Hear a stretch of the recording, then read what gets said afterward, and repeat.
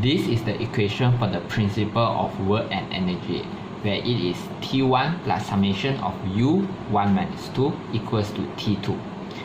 The equation of the principle of work and energy states that the body initial translation and rotational kinetic energy plus the work done by all the external force and couple moment acting on the body as the body moves from the initial to the final position is equal to the body final translation and rotational kinetic energy.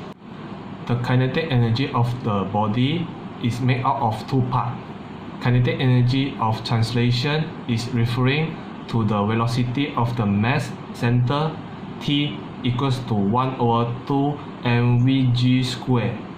And kinetic energy of rotation is determined using the moment of inertia of the body about the mass center T equals to 1 over 2 ig omega squared. In the special case of rotation about a fixed axis, these two kinetic energies are combined and can be expressed as T equals to 1 over 2 I naught omega squared, where I naught is the moment of inertia about the axis of rotation. Okay, this is question 4. A yo-yo in figure 4 has a weight of 1.5 Newton and a radius of gyration K0 equals to 18 mm. The string is wound around the center peg such that the mean radius at which it unravels is radius equals to 0.006 m. Neglect the mass of the string.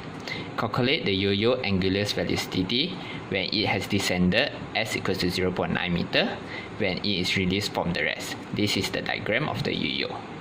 So the first step to solve this problem is we draw the free body diagram. This is the free body diagram, this is the weight of the yo-yo, this is the radius, and this is the kinetic energy. So based on the principle of work of energy as explained just now, this is the formula. T1 equals to summation of U1 minus 2 equals to T2. Since the yo-yo initial condition is at rest, so T1 equals to 0. The work done by the yo-yo is 1.5 Newton times 0.9 meter equals to 1.35 Newton meter. Refer to the kinetic energy and work. The mass of the yo-yo about its center is I naught equals to m k naught square. The kinetic energy is T2 equals to 102 mv naught square plus 102 I naught omega square. So equal, then we submit the value inside, we should give 102 equals to 1.5. This is in Newton, so we have to divide by 9.81 to get the mass in kg, times 0.006 omega square plus 102 0.018 square times 1.5 divided by 9.81 bracket times omega square. So this will be the end calculation, which is 2.7523 times 10 to the power of negative 5 omega square. Based on the earlier equation, as you can see, T1 is 0. Summation of U1 minus 2 equals to 1.35 Newton meter equals to T2, which is 2.7523 times 10 to the power of negative 5 omega square. So omega is 221.47 radian per second. The angular velocity when the yo-yo is descended at the distance of s equals to 0.9 equals to omega, which is equals to 221.47 radian per second, and that is the way to solve question 4. For the question 8, the 14 kg flywheel shown in figure 8 has a radius of gyration of K0 equals to 0.3 meter about its center of mass. If it is subjected to a torque of m equals to 9 theta to the power of 1 over 2 nm, where theta is in radian. So this is the diagram of the flywheel. So let's take a look at the first question. Compute the mass moment of inertia of the flywheel about its mass center. So we use the I naught equals to m K0 squared to find the mass moment of inertia. The mass is given in the question, which is 40 kg, and the K naught is given, which is 0.3 square, is equal to 3.6 kg meter square. For next question, calculate the kinetic energy of the flywheel. So we know the kinetic energy, the formula of the kinetic energy is T equals to 1 over 2 I naught omega square.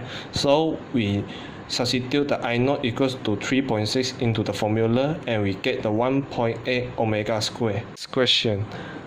Determine the work done by the torque M.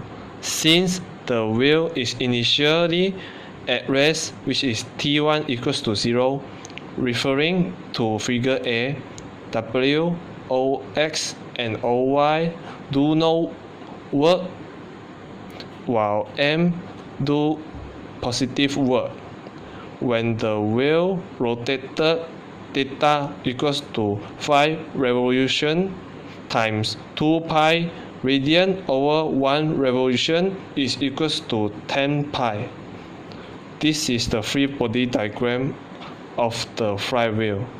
This is the OX, this is the OY, this is the moment of the flywheel, and this is for the weight of the flywheel. The work done by M is, we use the formula, this formula, and we can get the answer, which is 1056.52 J. Last question. Solve for its angular velocity when it has rotated 5 revolutions starting from rest. So we can use this formula, T1 plus summation of U equals to T2. We know that the T1, which is equals to 0, summation of U is equals to this, and then the T2 is equals to 1.8 omega square. So we just substitute into the formula and we can get the answer, which is W equals to 24.23 radian per second.